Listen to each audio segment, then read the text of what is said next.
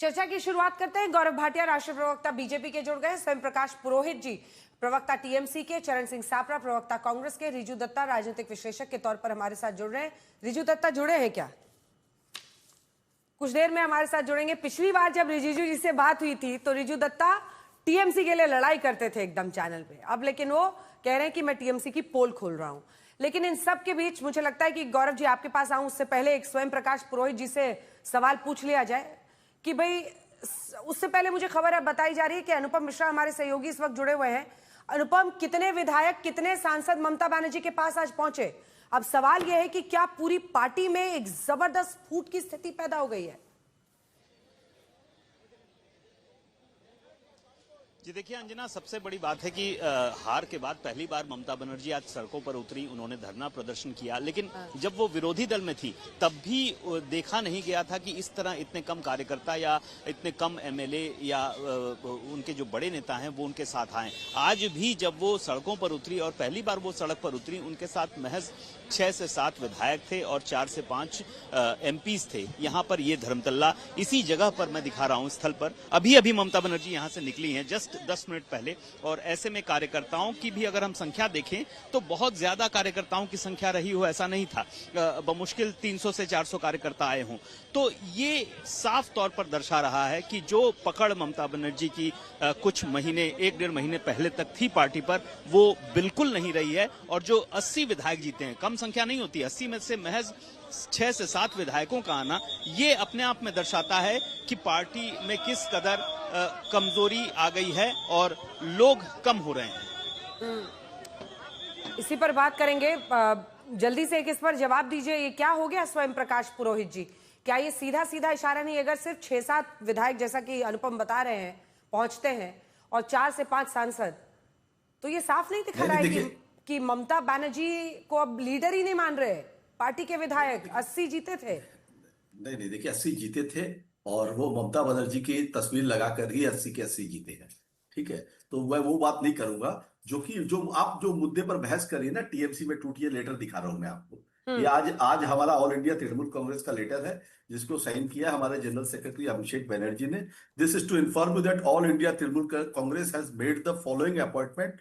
जो अपॉइंटमेंट इसके पहले तय किया गया था कि ये हमारा लीडर ऑफ अपोजिशन है, ये हमारा डिप्टी लीडर है, ये हमारा चीफ विप है, ये सेम डिटेल वापस लेटर देके दिया गया है। उसमें यह भी कहा गया है कि 2001 के अंदर में जिस तरह से लीडर ऑफ अपोजिशन तय करने के लिए उस समय हमारे थे लेट पंकज बैनर्जी, उसके बाद में ऑनरेबल स्पीकर ने उसको एक्सेप्ट किया, 2006 में किया, 2011, 16, 21 में हमारी सरकार चली। इस बार भी स्पीकर का जो दायित्व है, स्पीकर ने क्या किया, स्पीकर ने मुख्यमंत्री को चुन लिया और हमारा जो लीडर ऑफ अपोजिशन है उसको अभी तक हमारे लेटर के बाद में भी नहीं चुना गया। अब जो भी उनकी राजनीति उनको करनी है या कुछ लोग नाराज इधर उधर होंगे तो उससे फर्क नहीं पड़ता है। एक पार्टी को कैसे तोड़ा जाए लोकतांत्रिक तरीके में और इसके पीछे कौन सी शक्तियां हैं, उस शक्तियों तक आपको पहुंचना है। और जनता सब देख रही है कि देश के अंदर में अन्य राज्यों में क्या हुआ, महाराष्ट्र में क्या हुआ। गौरव जी, उनका इशारा आप ही की तरफ है। देखिए ऐसा है अंजना जी, आज टीएमसी के लिए कहना गलत नहीं होगा, जब बोया पेड़ बबूल का तो आम कहां से होए। और कह रहे इन्हें तोड़ा जा रहा है। अरे इन्हें कौन तोड़ेगा अंजना जी, आप मुझे बताइए। जो मुख्यमंत्री रही हैं 3 बार, वो अपने विधायकों को नहीं संभाल पा रही हैं। और सबसे बड़ी बात है, ये फर्जी हस्ताक्षर का क्या खेला चल रहा है। ये खेला होबे फर्जी हस्ताक्षर करोगे और टीएमसी के ही विधायक शिकायत करेंगे कि भाई हम पार्टी में गए नहीं मीटिंग में, बीच में। देखिए अंजना जी, अगर गुंडागर्दी यहां करेंगे तो फिर जनता को यहां पे भी बुलाया जाएगा। ये गुंडागर्दी क्यों करते हैं यहाँ पे? बारी बारी नीचे समय बोलो दादा। हाँ, शोभा नहीं देता। धन्यवाद। देखिए सबसे पहली बात तो यह है कि टीएमसी में 2 फाड़ जो हुआ है, ये विद्रोह ममता बनर्जी के विधायकों का है। और ये इसलिए है कि वहां तानाशाही है। और हमें समझना होगा, ममता बनर्जी का जो वर्चस्व था, जो गुरूर था, जो घमंड था, घमंड और गुरूर को तो जनता ने तोड़ा है, और जो वर्चस्व है वो टीएमसी के विधायक तोड़ रहे हैं। वो कह रहे हैं हम तुम्हारी गुलामी नहीं सहेंगे। आप मुझे बताइए, 80 विधायकों में 20 विधायक आते हैं। ये अभी कल की चर्चा में हम लोग बात कर आपका बाकी 73 कह रहे हैं कि अगर ममता बनर्जी नेतृत्व देंगी तो हम उस पार्टी में नहीं रहेंगे। दूसरी बात, स्वयं प्रकाश जी को मेरे ख्याल से थोड़ा जो विधानसभा की कार्रवाई होती है लोकसभा की, उसकी जानकारी कम है। लीडर ऑफ ऑपोजिशन कौन चुनेगा? जो विधायक चुन के आए हैं वही तो चुनेंगे। जब वो विधायक अपने हस्ताक्षरों को फर्जी बता रहे हैं, इसका मतलब अभिषेक बनर्जी जो कि गुंडागर्दी के लिए जाने जाते हैं, विधायकों के फर्जी हस्ताक्षर करके अपने मन के अनुसार चाह रहे हैं लीडर ऑफ ऑपोजिशन बने। जो एमएलए इसको स्वीकार नहीं है, और जो खबर अभी आ रही थी कि एक पार्टी नई शायद बन सकती है, 50 एमएलए ने विरोध किया है। अब आप मुझे बताइए अंजना जी, ये ठीकरा किसी और पार्टी पे क्यों फोड़ा जाए? अपने अंदर भी तो झांकिए। संदेश खाली और आरजी कर मेडिकल कॉलेज के जो पीड़ित परिवार है, उनकी हाय भी तो लग रही थी ममता बनर्जी को, ये वही हाय लग रही है। धन्यवाद। चलिए, अब ये बताइए, ये जो 6 मई की बैठक में 10 नहीं आए, एक बार दिखा दीजिए जरा। 6 मई की बैठक में 80 में से 10 नहीं आए, फिर तादाद बढ़ी है। स्वयं प्रकाश जी, 80 में से 35 एमएलए नहीं आए, उसके बाद से 80 में से 60 एमएलए 31 मई की बैठक में नहीं आए। ये सारे कहाँ हैं? ये सारे, मतलब आपकी बात समझे तो ये बीजेपी वालों के इशारे पर उधर चले गए। क्या हो रहा है? मतलब आप सोचिए, 60 एमएलए कोई छोटा नंबर नहीं होता है ना? 60 एमएलए अगर नहीं आ रहे हैं तो आप मतलब कुछ तो अंदर भी झांकिएगा। नहीं, एकदम देखिए, अंदर झांकने की बात ऐसी है कि एक नैरेटिव सेट कर दिया गया है। पहले 4 तारीख से अब 12 बजे बाद में जैसे पपीता ऊपर से हरा अंदर से केसरिया रहता है ना, वैसे लोग उजागर होके आपको ज्यादा आ रहे हैं। अभी जैसे जैसे समय गुजरेगा, अगले 2-4 महीने में आप और बहुत कुछ देखने मिलेंगे। देखिए, पिछली बार भारतीय जनता पार्टी ने बिफोर इलेक्शन इन विधायकों के लिए, सुनिए ना, आप ही से बात करिए दादा, आपने इन विधायकों को पपीता कह दिया, मतलब पपीता से तुलना की है कि बाहर से हरे थे और अंदर से केसरिया। हाँ, नहीं तो वैसे लोग हैं ना जो 12 बजे बाद रंग बदलते हैं, गिरगिट जैसे समय देख के रंग बदलती है, समय काल देश परिस्थिति। अब वो लोग को तानाशाही, देखिए भारतीय जनता पार्टी की सरकार है पश्चिम बंगाल में, और नीचे में स्टेट में यही नेताओं ने गुंडागर्दी की है, चाहे वो संदीपन शाह हो चाहे ऋतुव्रत बनर्जी हो। तो अब उनको अपनी ताकत को बचाने के लिए जैसा अंकल कहेंगे, दिल्ली से रिमोट कंट्रोल चला के वैसा मानेंगे। अंकल जैसा बोलेंगे वैसा करना पड़ेगा ना। संदीपन शाह के पिताजी 15 साल विधायक रहे हैं, एमआई वो चेयरमैन खुद रहा, क्या नहीं दिया दीदी ने उसको? इतना बड़ा नेता हो गया कि आज ममता बनर्जी को चैलेंज कर रहा है। इतना बड़ा नेता हो गया जो अपने पिताजी के लॉलीपॉप की मदद से विधायक बना है, और अभी ममता बनर्जी को आंख दिखा रहा है। वो बोलता है उसके खुद के एरिया में बुलडोजर चला है, उसके खुद के इलाकों में। और आपको पता है, एक बोरो का चेयरपर्सन होना कलकत्ता म्युनिसिपल कॉर्पोरेशन के अंदर में, मतलब उस एरिया में जितने निर्माण वगैरह होंगे उनकी जानकारी में होते हैं। तो हर आदमी को अपने आप को बचाना है। सत्ता लोभ बहुत आसान, सत्पद लोलुपता में बहुत लोग इधर उधर जा सकते हैं, और बहुत से लोग जाएंगे भी। हमें उनको नहीं रोकना है, हमें असली तृणमूल बनाना है। असली तृणमूल क्या है? जो मानुष से स्वयं प्रकाश जी, कितना गंभीर आरोप है, आप समझ रहे हैं?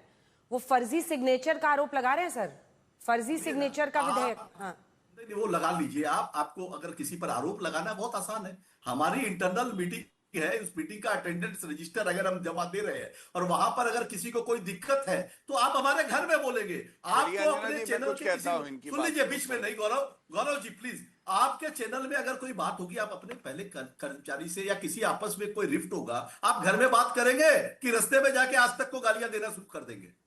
ठीक है गौरव जी, समझ में आ रहा है, समझ में आ रहा है। ठीक है गौरव जी, रिस्पॉन्ड करें, फिर मैं जाऊंगी। जानकारी सारी भारतीय जनता पार्टी को है और किसी को नहीं है। सारी भाजपाइयों को कानून की जानकारी है। नीट की परीक्षा में लोगों का आक्रोश नहीं निकलता है, वो गुस्सा नहीं निकलता है, धर्मेंद्र प्रधान की अकाउंटेबिलिटी क्या नहीं होती है, तब गौरव भाटिया ने आज क्या है, आज क्या है, नीट की परीक्षा का जो विषय है वो तो आज का विषय नहीं है।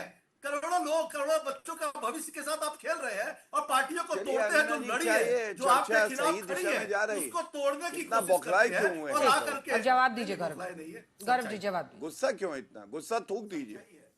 धन्यवाद। देखिए, सबसे पहले तो इनको विधिक ज्ञान नहीं है। आप मुझे बताइए, कौन सा ज्ञान? फर्जरी होती है, चाहे आज तक के स्टूडियो में कोई करे, चाहे टीएमसी के दफ्तर में कोई करे, सबसे पहले तो पुलिस आएगी, ये विवेचना करेगी ये जाली हस्ताक्षर हैं या सही हैं।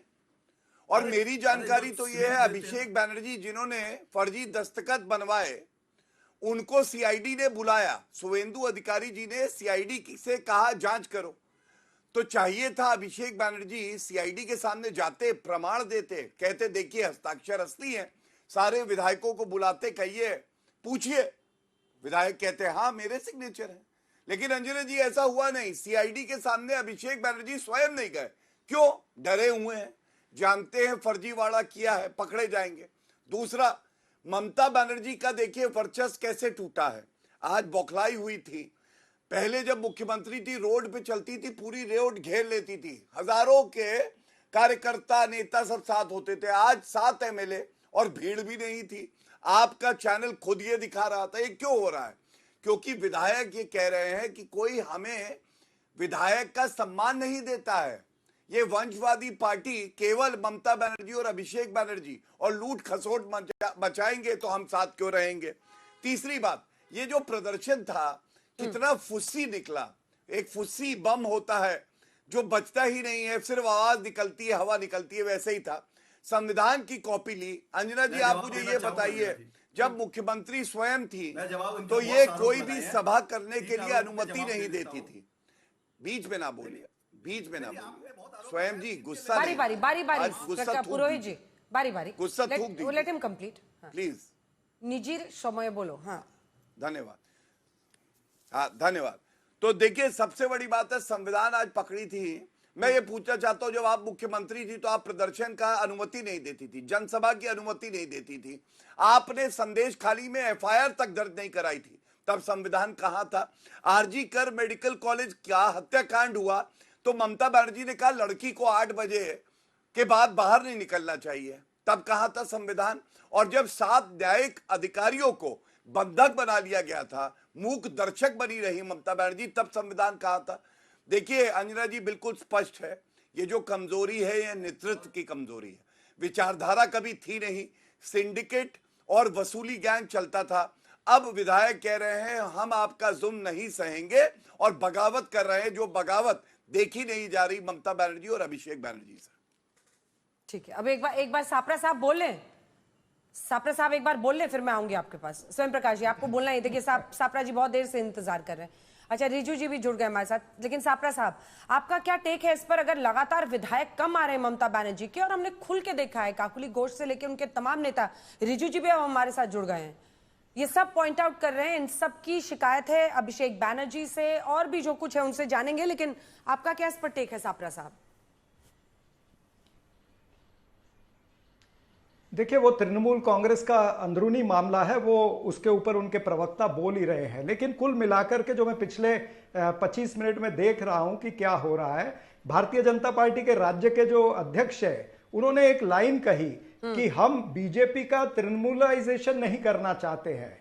अरे भाई, आपने मुख्यमंत्री वो बनाया है जो तृणमूल से आया है, और तृणमूलाइजेशन नहीं करेंगे ये कहां से कह रहे हैं? तो दरअसल मैं ये कहना चाहता हूं कि भारतीय जनता पार्टी के जो बोल है ना, वो आदर्शवादी है, लेकिन ये है अवसरवादी। यानी बगल में मुंह में राम बगल में छुरी, या फिर हाथी के दांत खाने के और दिखाने के और। ये ऑपरेशन लोटस एक तरह से चल रहा है। अंजना जी देखिए, आग तब तक नहीं सुलगती जब तक कोई चिंगारी न लगे, और चिंगारी लगाने का काम भारतीय जनता पार्टी को अच्छे से आता है। यही ऑपरेशन लोटस इन्होंने मध्य प्रदेश में चलाया, कर्नाटक में चलाया, गोवा, उत्तराखंड में, महाराष्ट्र में चलाया, कर्नाटक में चलाया। तब सरकार हथियानी थी इसलिए चलाया, अब सरकार में है, जनता ने सत्ता दे दी है, लेकिन अब विपक्ष को कमजोर करना है, विपक्ष मुक्त बंगाल बनाना है, या लंगड़ा लूला विपक्ष बनाना है जो नूरा कुश्ती करे, नाम मात्र विपक्ष रहे। ये भारतीय जनता पार्टी की आगे की प्लानिंग है। ये ऑपरेशन लोटस शुरू हुआ है, भारतीय जनता पार्टी खेला कर रही है, लोकतंत्र का चीरहरण हो रहा है, ये नहीं होना चाहिए। ठीक है, एक छोटा सा जवाब आप दीजिएगा गौरव जी। लेकिन अब रिजू दत्ता हमारे साथ जुड़े हैं, बड़े दिनों के बाद जुड़े हैं। एक बार रिजू जी और स्वयं प्रकाश पुरोहित जी को जरा दिखा दीजिए एक साथ। स्वयं प्रकाश जी, थोड़ा सा आप भी धीरज रखिएगा, क्योंकि रिजू जी कह रहे हैं कि वो विसल ब्लोइंग कर रहे हैं। पार्टी के अंदर जो परेशानियां थी जिसकी वजह से इस डिबैकल का सामना टीएमसी को करना पड़ा इस चुनाव में, उसकी वो वजह बता रहे हैं। रिजू जी, आज सिर्फ 7 विधायक, 6 से 7 विधायक, जैसा हमारे सहयोगी अनुपम वहां से बता रहे थे, पहुंचे, और 4 से 5 सांसद। आपने भी पार्टी छोड़ दिया। भाई ऐसा क्या हो गया कि ममता बनर्जी हार गई तो आप सब एकदम निकल पड़े? अंजना जी, थोड़ा वक्त दीजिएगा। पहली बात तो मैंने पार्टी नहीं छोड़ी थी, पार्टी ने मुझे सस्पेंड किया है। और क्यों सस्पेंड किया है? जब 4 तारीख परिवर्तन हुआ और तृणमूल के जो गुंडे थे वो लोग खुद अपने ऊपर भगवा गुलाल लगा के तत्काल बीजेपी बन के सबके घरों पे हमला कर रहे थे, तब पार्टी के जो वरिष्ठ नेता है, वो अभिषेक बनर्जी से लेके सुमित्रा रॉय से लेके किसी ने फोन नहीं उठाया, किसी का। और ये सिर्फ रिजू दत्ता नहीं बोल रहा है, 3 बार के मंत्री, 4 बार 5 बार के विधायक अरूप राय हावड़ा के कल यही बात बोले उन्होंने कि पार्टी हमारे पास खड़ी नहीं थी। दीदी आज सड़क पे उतरी है और मैं उनको, हम लोग का बंगाली में कहावत है मातृ क्षमा, माँ का सम्मान मैं तब भी देता था, आज भी देता हूं, भविष्य में भी दूंगा। पर आज जब वो सड़क पे थी तब 6 विधायक, 4-5 सांसद, आज भी तो तृणमूल के पास 42 सांसद और 80 विधायक हैं। मैंने कल जो ब्रेकिंग न्यूज दिया था, आज वो बात सही निकल रहा है। जब आपने, अंजना जी, मेरे ऊपर एक शो किया था, जब मैंने मुंह खोला था और तो आपने भी कुछ बाइट से चलाई थी, तब पूरे तृणमूल मिलके मेरे को गालियां दे रहे थे। तृणमूल की आईटी सेल लग गई थी मेरे सारे सोशल मीडिया प्लेटफॉर्म्स को उड़ाने के लिए, रिपोर्ट मार मार के। But today I stand vindicated. इसी पार्टी ने जिन जिन को सांसद बना के भेजा, इसी पार्टी ने जिन जिन को टिकट देके, और जो लोग ममता बनर्जी के नाम पे जीते, वो लोग तो आज वही बात बोल रहे हैं जो 9 तारीख को रिजू दत्ता ने कहा था कि आईपैक पार्टी चला रही थी और अभिषेक बनर्जी के खिलाफ हम लोग बोल रहे हैं। मैंने तो अभी अभिषेक बनर्जी के खिलाफ कुछ बोला भी नहीं है। मैंने यही बोला कि आईपैक ने इस पार्टी को बेच दिया। और दो तीन और बात बता दूं, बाकी स्वयं जी बोलेंगे। अंजना जी, मैं खत्म कर लूं कि स्वयं जी बोलेंगे? खत्म कर लीजिए। 2 लाइन में खत्म कीजिए, 2 लाइन में खत्म कीजिए। मेरा आरोप तो लगेगा ही ना, ये आरोप लगेगा कि भाई पार्टी हार गई, डूब गई, तो आपने डूबता जहाज छोड़कर भागने का फैसला ले लिया। तो मैं तो छोटा मोटा कार्य करता हूं, छोड़ दीजिए। हाँ। पार्टी के नेशनल जनरल सेक्रेटरी के ऊपर जानलेवा हमला हुआ, निंदनीय घटना है, जानलेवा हमला हुआ है, ये भी मैं बोल रहा हूं। जादवपुर, जहां पर सोनारपुर में घटना घटा, जादवपुर की सांसद है शालिनी घोष, कलकत्ता में रहती है, अभिषेक बनर्जी के पास क्यों नहीं पहुंची?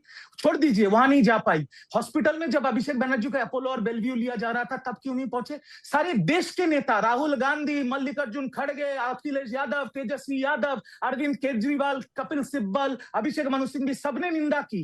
तृणमूल के 42 सांसदों में कितने सांसदों ने ट्वीट किए, कितने विधायकों ने ट्वीट किए? और आज ऐसा माहौल हो गया है कि तृणमूल कांग्रेस के 52 से 55 विधायक आज अपना एक नई, असली तृणमूल बोल के नई पार्टी खड़ा करना चाह रहे हैं। शिवसेना महाराष्ट्र मॉडल को लाना चाह रहे हैं, विपक्ष के नेता प्रतिपक्ष बनाना चाह रहे हैं ऋतुव्रत बंदोपाध्याय को, और कुछ दिन बाद ये सिंबल के ऊपर भी अपना हक जताने की कोशिश करेंगे। जवाब दीजिए। तो सारी जिम्मेदारी कार्यकर्ता की है। हाँ। नहीं, देखिए, ऑल इंडिया तृणमूल कांग्रेस ने अपना लीडर ऑफ अपोजिशन बता दिया है। शोभन देव चट्टोपाध्याय सीनियर लीडर हमारे हैं, ये उस दिन मीटिंग में तय हो गया था। उसके बाद भी अगर किसी को बनना है वो अलग बात है, वो अपनी कार्रवाई करता रहेगा। मगर आज जो पश्चिम बंगाल में जो नेत्री लोकतंत्र के अंदर में विपक्ष की सबसे पावरफुल लेडी के नाम से जानी जाती है, ममता बनर्जी, उनसे ये नई सरकार, जिसको 1 महीना भी नहीं हुआ है, अभी भी 2 दिन घटते हैं, उन्होंने रिफ्यूज कर दिया परमिशन, जहां पे ममता बनर्जी ने एक सभा के लिए 5 दिन पहले परमिशन मांगा था। आज एक बस अड्डे पे बोले आप वाइट चैनल, पुलिस उनको बोलती है रात को 12 बजे के बाद में कि आप वाइट चैनल में चले जाइए और वहां पर आप अपना जो भी वक्तव्य रखना रखिए। हमारे लोग गए, रात को मैसेज आया 1:30 बजे दोपहर में, दीदी अगर वहां पर जाकर के अपने जितने चाहने वाले वो पहुंचे हैं, बाकी सोशल मीडिया से जुड़े हुए हैं। रिजू दत्ता का जो सवाल है मैं उससे सहमत हूं कि अगर कांग्रेस के राहुल गांधी अगर सवाल कर सकते हैं, अपना समर्थन अभिषेक बनर्जी को जता सकते हैं और बाकी मल्लिकार्जुन खड़गे जता सकते हैं, तो बाकी पार्टी के सांसदों को भी जताना चाहिए। मगर वो क्यों नहीं जता रहे हैं? इसके पीछे कौन सी ताकत है जिस ताकत ने उनको बचा कर रखा हुआ है? जो सीबीआई के घेरे में आकर के, चाहे वो शुभेंदु अधिकारी हो, चाहे वो तापस राय हो, बड़े बड़े नेता है, अभी स्वयं प्रकाश जी कह रहे थे, एक सेकंड, स्वयं प्रकाश जी कह रहे थे कि ये सारे नेता पपीता की तरह हैं, बाहर से हरे थे, अंदर से केसरिया थे, भगवा रंग के। नहीं, मैं देखिए, ये सब का जवाब गौरव भाटिया जी अच्छे से दे सकते हैं, बट मैं सीधे तौर पे, मैं तो बीजेपी भी नहीं हूं, तृणमूल भी नहीं हूं, मैं सीधी तौर पे बता रहा हूं। मेरे साथ गौरव भाटिया जी के बहुत डिबेट्स हुए, जब नड्डा जी के ऊपर पथराव हुआ था, मैं तृणमूल की तरफ से आके बोल रहा था जनरोष है। जब शुभेंदु अधिकारी को जिंदा जला देने की बात हो रही थी, मैं प्रवक्ता के तौर पे बोला जनरोष है। और जब वही चीजें हमारे नेताओं के साथ घट रहा है तो ये भी जनरोष है। इसको और बीजेपी, देखिए बहुत आसान है बीजेपी के ऊपर उंगली उठा देना, बाकी गौरव जी बोलेंगे, बट एक चीज समझिए, लोकसभा में इनका बीजेपी की मेजोरिटी हो रही है, विधान राज्यसभा में ये 150 सीटें मिलने के कगार पे बैठे हुए हैं, तृणमूल में बंगाल में इनको 208 सीटें मिल चुकी है। इनको तोड़ने की जोड़ने की क्या जरूरत है? सारे तो इन्हीं के पास हैं, तो ये क्यों तोड़ेंगे जोड़ेंगे? सवाल यहां पर पैदा होता है कि जो एक पार्टी जो ममता दीदी को देख के जो पार्टी बनी थी, जो पार्टी ममता दीदी को देख के रिजू दत्ता भी करता था और स्वयं प्रकाश पुरोहित भी करते हैं, उस पार्टी का 28 दिन में 215 से 80 क्यों हो गया? वो पार्टी क्यों टूट रही है? ये सवाल तो पार्टी को अपने से करना है। इसमें हमको गाली देके कुछ फर्क नहीं पड़ने वाला है। आपको गाली नहीं दी है, आपको किसने गाली दी है? आपको कोई गाली नहीं दे रहा है रिजू, नहीं, आप कोई गाली नहीं दे रहा है। देखिए अभिषेक बनर्जी पर जो हमला हुआ है, इसको करने वाले भारतीय जनता पार्टी है, सुष्मिता दत्ता है, नाम आप पता कर लीजिए। आप तो बहुत जानते हैं बंगाल की राजनीति के बारे में रिजू, पता करिए कि सुष्मिता दत्ता कौन है, वो मिस्टर गायन कौन है जो कॉलर टान करके अभिषेक बनर्जी को मार रहा है, जो सामने से पत्थर मार रहा है जैसे कोई विकेट को उड़ा रहा है उसे। अगर हेलमेट नहीं होता तो मर जाते अभिषेक बनर्जी। उनको क्रोनिकल, मैं आपके साथ सहमत हूं, मैं आपके साथ सहमत हूं। स्थिति तैयार हो नहीं उसकी, मैं एक जवाब दे दूं स्वयं जी, मैं एक जवाब दे दूं, एक जवाब दे दूं आपको। इस बीच खबर आ रही है, ममता बनर्जी के छोटे भाई स्वपन बनर्जी ने भी ममता बनर्जी के खिलाफ हमला बोला है। उन्होंने आज तक से बातचीत में कहा है कि मैं भी भुक्तभोगी हूं। उनका कहना है कि स्पोर्ट्स एडमिनिस्ट्रेटर के तौर पर मुझे काम करने नहीं दिया जाता था। उन्होंने पूर्व खेल मंत्री और रूप विश्वास पर गंभीर आरोप लगाए हैं, सुनिए। 1981 साल से पार्टी के साथ में जुड़ा हुआ है, लेकिन 2013 से आपको काम नहीं करने दिया। 2013 साल से मेरा को काम करने नहीं देता है। क्यों काम करने नहीं देता है? कोई काम में नहीं देता। मैं बंगाल ओलंपिक का सेक्रेटरी था, चिट्ठी देता है, चिट्ठी फेंक देता है। मैं 2020 साल में चिट्ठी दिया, चिट्ठी छोड़ा दिया, 2022 में दिया, 23 में दिया, 24 में मेरा को बैठा के हटा दिया। ये ठीक नहीं किया, ये हमारे लिए बहुत गलती हुआ। मैं पार्टी पॉलिटिक्स नहीं करता, मैं पार्टी पॉलिटिक्स का काउंसलर नहीं है, मैं एमएलए नहीं है, मैं एमपी नहीं है, मैं कोई कुछ नहीं है। लेकिन आप स्पोर्ट्स एडमिनिस्ट्रेटर है। तो ये दीदी को पता नहीं था? देखिए दीदी के बारे में, हम पोस्ट के बारे में क्रीड़ा मंत्री को बताएगा, हम दीदी को कैसे बताएं? क्रीड़ा मंत्री तो ममता बनर्जी को ही रिपोर्ट करती थी। बोलना जरूरी है, 100% सबको मालूम है इस बारे में।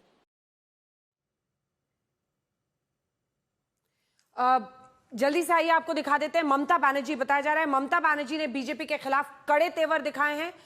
सुनिए उन्होंने क्या कहा है। लड़ेंगे या मरेंगे, नहीं तो मरेंगे, अगर जिएंगे या मरेंगे, लड़ेंगे और जिएंगे तो बीजेपी को भाटिया जी इसका जवाब दीजिए। ममता बनर्जी वहां पर धरने पर कह रही हैं कि लड़ेंगे या मरेंगे, जिएंगे तो बीजेपी को हटाएंगे। देखिए ऐसा है, ममता बनर्जी निराश हैं, हताश हैं, बौखलाई हुई हैं और वो कह रहे हैं मरेंगे या लड़ेंगे। तो वो तो पहले ही राजनीतिक तौर पे मर चुकी हैं। आज उनकी विचारधारा कुछ नहीं बची, उनके विधायक, उनके सांसद उनके साथ नहीं खड़े हैं। और मैं एक बात बड़ी जिम्मेदारी से कहता हूं, शुभेंदु अधिकारी जी ने कहा है कि हिंसा का रास्ता कोई नहीं अपनाएगा। अभिषेक बनर्जी पे अगर आक्रमण हुआ, अंडे मारे गए, जनता का आक्रोश था, ये सच्चाई है, लेकिन गिरफ्तारी भी हुई। लेकिन आप याद करिए, हमारे राष्ट्रीय अध्यक्ष रहे जेपी नड्डा जी, जब उनका कारवां वहां पे जा रहा था पश्चिम बंगाल में, तो रोक दिया गया, पत्थरबाजी हुई।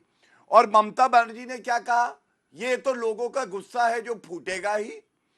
दिलीप घोष जो अध्यक्ष रहे हैं पश्चिम बंगाल में भाजपा के, 2020 की बात है, उनके कॉन्वॉय पे पत्थर मारे गए। अभिषेक बनर्जी ने बोला ये तो ठीक है ना, ये भड़काऊ बयान देते हैं। तब कानून व्यवस्था की बात, तब जान का खतरा, ये याद नहीं आया। आज स्वयं जी बता रहे हैं कि अभिषेक बनर्जी को अगर हेलमेट न मिलता तो उनकी जान चली जाती है।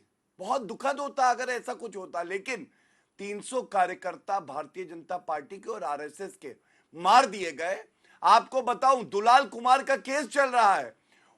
23 साल का व्यक्ति, उसका शव मिला, इलेक्ट्रिक पोल से लाश लटक रही थी और 24 घंटे में बंद कर दिया गया केस, कह के ये आत्महत्या है। तो अंजना जी यहां पे भड़काऊ बयान जो देता था, आज उसको उसकी हैसियत जनता दिखा रही है। अभिषेक बनर्जी का वो बयान याद करिए अंजना जी, जब उन्होंने कहा था ये पैरामिलिट्री फोर्सेस चली जाएंगी 4 मई को, हम तुम्हें देखेंगे। वो भी याद करिए जब कल्याण बनर्जी ने कहा था शुभेंदु अधिकारी के लिए, मैं पढ़ रहा हूं, आ तू देख जा, चले आ शुभेंदु आ, पुलिस के बिना तू भी रहेगा, पुलिस के बिना हम भी रहेंगे, पर गौरव जी, देखते हैं घर लौटेगा या नहीं। गौरव जी, सापरा साहब कह रहे हैं कि आप लोग कमजोर विपक्ष चाहते हैं, इसलिए जानबूझकर उनके विधायकों को तोड़ा जा रहा है ताकि मनमानी कर सके। सापरा जी का तो जवाब दिए, इसके बाद आ रही है। ऐसा है, पहले तो हाँ मैं दे देता हूं, मैं बहुत जल्द 30 सेकंड में देता हूं। कांग्रेस पार्टी का क्या वजूद है पश्चिम बंगाल में? पिछले चुनाव में अंडा आया था 294 में, इस बार 2 सीटें आई है 294 में, मतलब आप बताइए करीब 600 सीटों में आई है 2 सीटें। और इसी तरह से आंध्र प्रदेश में अंडा है इनका, दिल्ली में इनका अंडा है, और पार्टी तोड़ने की बात कर रहे हैं। राजस्थान में इनकी सरकार थी, बसपा के 6 एमएलए थे, मर्जर करा लिया था अपनी पार्टी में।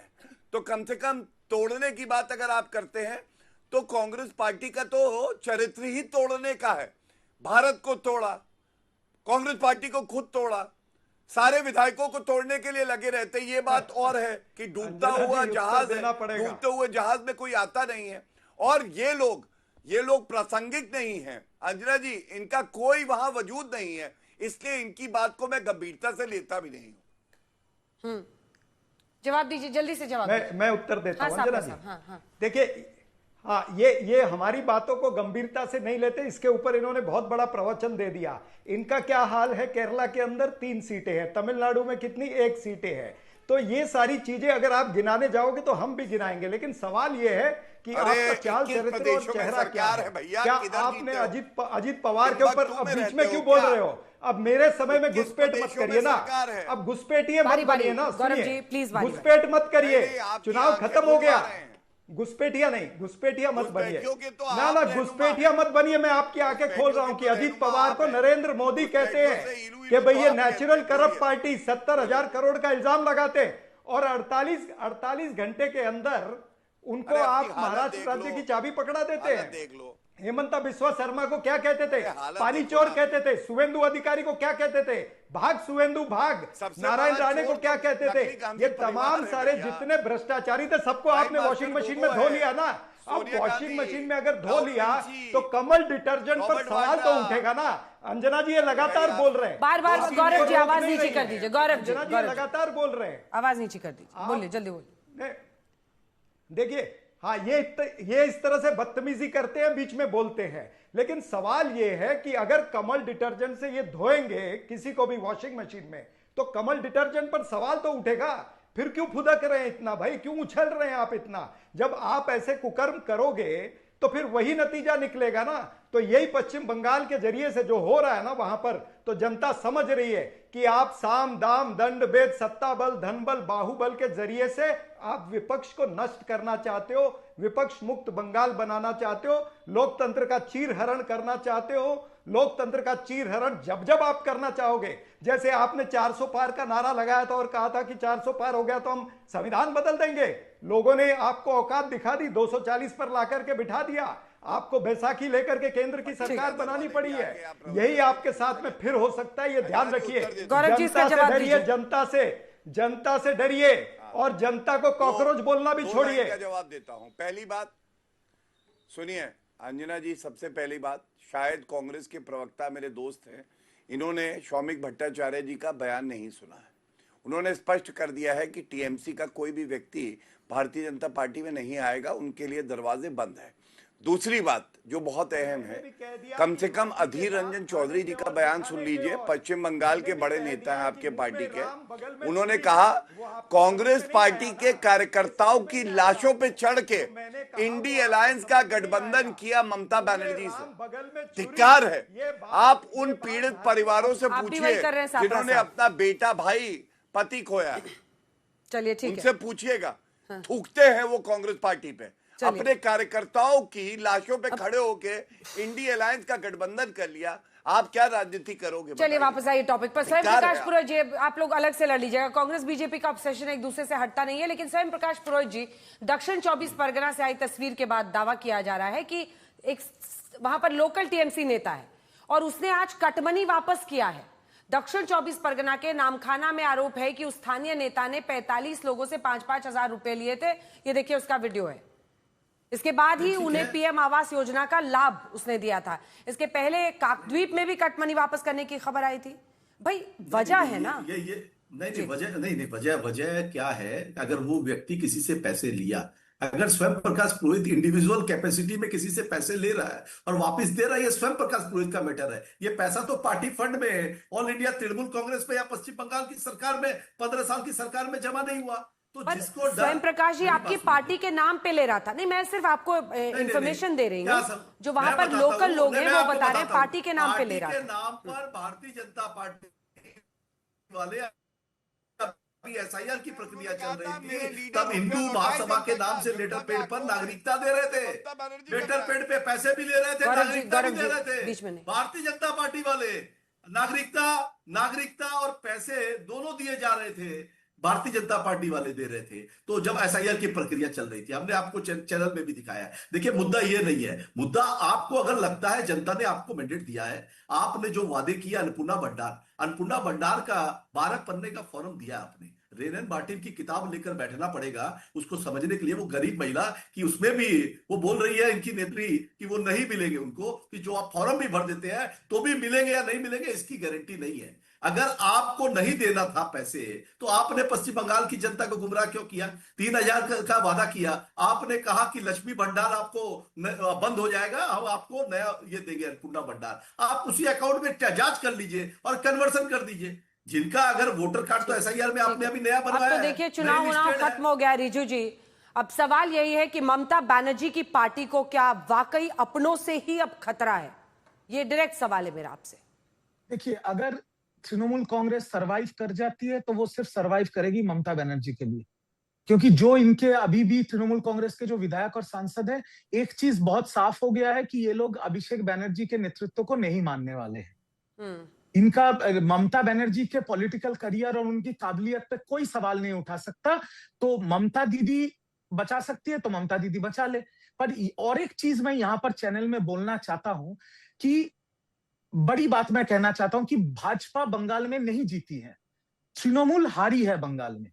बंगाल की जनता ने जैसे ममता दीदी को 41% वोट दिया है, बंगाल की जनता ने इंस्टीट्यूशन के खिलाफ भी वोट दिया है।